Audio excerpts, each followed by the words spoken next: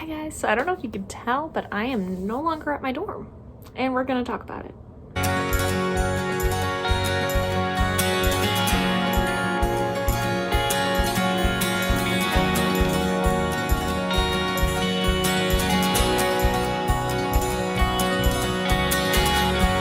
So today's video is going to discuss why I'm at home. And now you may be just questioning, oh well, you guys probably don't know this, but we just finished Thanksgiving break, so you go, oh well, she was home for Thanksgiving break.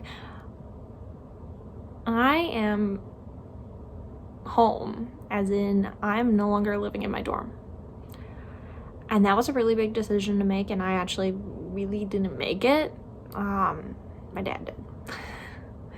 He kind of called Hussing and was like, that's it, she's done. A lot of stuff happened this semester, and I'm just gonna sit down and I'm gonna talk about it really quickly. We had a number of issues with ESAs on campus and pets and people not being respectful for my service dog. Within like 2 weeks of the school year starting, I arrived on campus and there was a pet sit at the corner of the parking lot lunging and barking, and Toby was very like, I don't know what to do, like, it's a dog, I'm gonna whine about it. He was excited, he was like, ah, dog. So as I tried to get into the dorm, this pet came up and these people came up closer and closer to my service dog, to the point where they were like this far apart. It was just really frustrating, and I immediately contacted the RA on duty and I said, this isn't acceptable.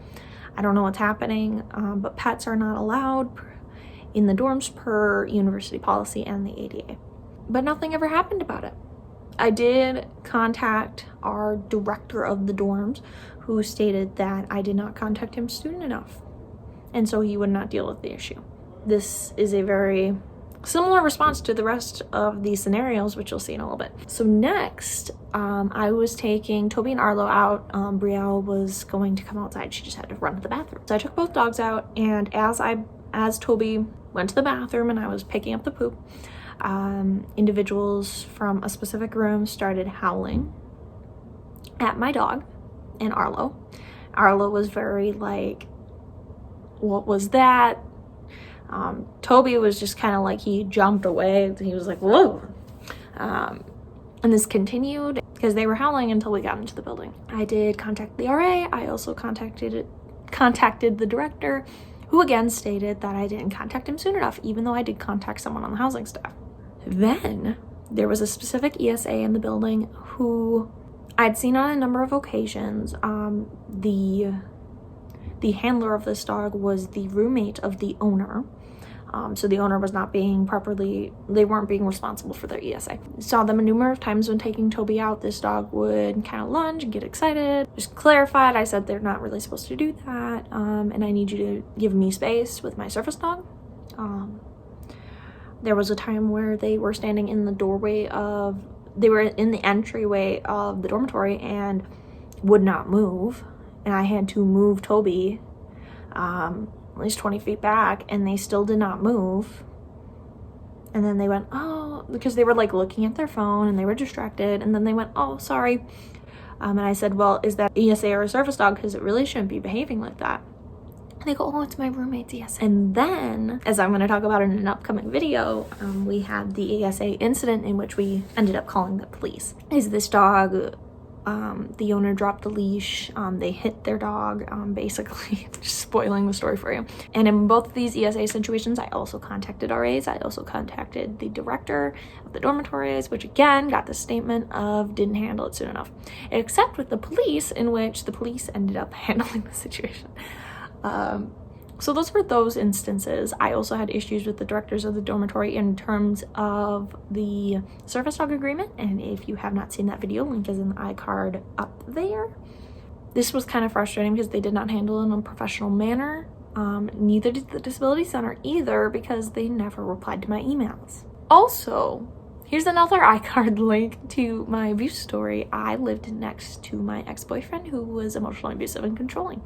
And that really sent me over the edge with everything else that happened this semester, plus the fact that Brielle had to move out due to stalking and harassment, and I'm not gonna really talk about it. That's not my story to tell. But basically, she had come to me and told me that she was leaving. It wasn't safe for her to be there anymore. And then I just I really lost motivation to be on my own and independent and just be in the dorm. Because when she was there, I thought it was fine that my ex lived next door. Because at least, like, if he were to try to talk to me, she would be there, but she was no longer going to be there. And so I talked to my dad, and we decided that the best thing I would do was for me to leave housing. Also, the fact that currently COVID cases are getting higher and my stress levels are really high.